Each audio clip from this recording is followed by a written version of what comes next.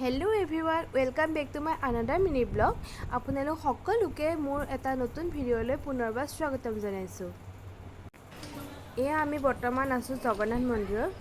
বহুদিনৰ পৰা আহিম বুলি ভাবি আছিলোঁ, কিন্তু আহিব পৰা নাছিলোঁ। আজি কিবাকৈ মিলি গ'ল। মানে আজি আছিলে আমাৰ ভাগিন অদ্ভিকাৰ অন্নপ্ৰসন। জগন্নাথ মন্দিৰতে পতা হৈছিলে অন্নপ্ৰসন।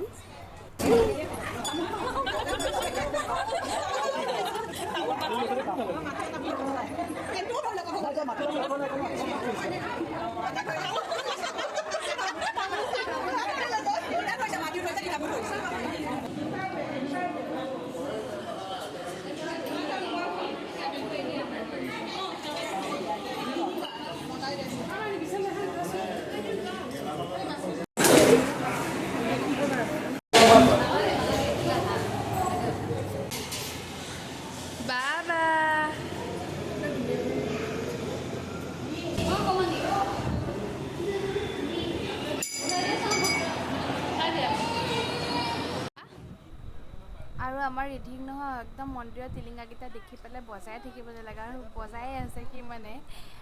আৰু এয়া নিয়ম হৈ যোৱাৰ পাছত এতিয়া আমি বহিলোঁ ভাত খাবৰ কাৰণে।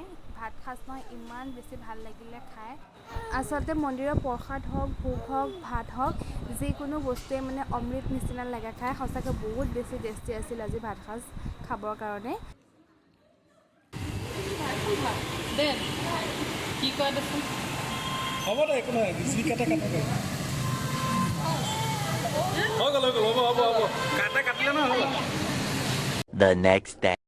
প্ৰথমতে মই এয়া কাপকেকখিনি বনাই ল'লোঁ। কাপকেকৰ মোৰ আজি অৰ্ডাৰ আছিলে, আৰু আপোনালোকে যদি আপোনালোকক প্ৰয়োজন অনুসৰি কিবা কেক লাগে বা বিস্কুট কিবা লাগে, তেতিয়াহ'লে মোক কণ্টেক্ট কৰিলেই হ'ল। আৰু আজি মই ভাবিছোঁ আপোনালোকৰ লগত এটা সৰু মাছৰ পিটিকা ৰেচিপি শ্বেয়াৰ কৰোঁ। প্ৰথমতে মই এয়া গেছটো জ্বলাই লৈ দুখন হালধি পাত লৈ লৈছোঁ, আৰু হালধি পাতকেইখন মই অলপমান লেৰেলাই ল'ম, যাতে মাছখিনি দিওঁতে অলপ বান্ধিবলৈ সুবিধা হয়। এনেকৈ মই দুইফালেদি অলপ লেৰেলাই ল'লোঁ।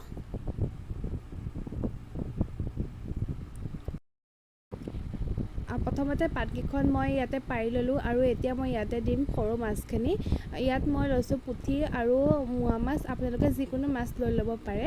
আৰু এতিয়া মই ইয়াতে দি দিম অলপ কাটি থোৱা পিঁয়াজ, আৰু অলপ কুটি থৈছিলোঁ আদা, নহৰু আৰু জলকীয়া দুটা এনেকৈ ফালি লৈছিলোঁ, আৰু এতিয়া মই ইয়াতে দি দিম।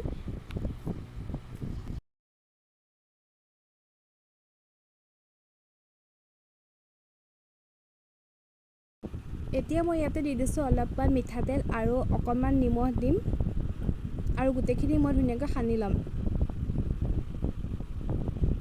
আপোনালোকক আচলতে এটা বস্তু দেখাবলৈ পাহৰি থাকিলোঁ, ইয়াতে মই অলপমান হালধিও দিছিলোঁ। হালধিটো দিয়াৰ সময়ত মই ভিডিঅ' কৰিবলৈ পাহৰি থাকিলোঁ, যাৰ কাৰণে দেখুওৱা নহ'লে। আপোনালোকে ইয়াত বেছিকৈ হালধিও দি দিব,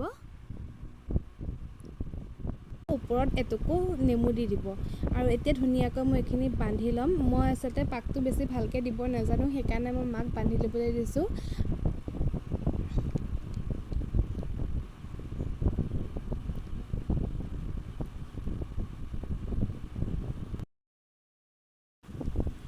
এনেকৈ বাৰু হালধি পাতত দি মাছ কোনে কোনে খাই জনাবচোন দেই। মোৰ বহুত বেছি ভাল লাগে হালধি পাতত দিয়া মাছৰ পিটিকাটো খাই।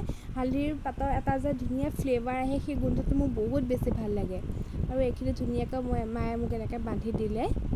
আৰু এখন টেৱা মই গৰম কৰি লৈছোঁ গেছত, আৰু টেৱাখন মই ধুনীয়াকৈ এতিয়া মাছৰ সেই বান্ধি থোৱা টোপোলাটো দি দিম, আৰু এখন মই ঢাকোন মাৰি দিম, আৰু অলপ টাইম গেছটো চিমত দি পেলাই থৈ দিম।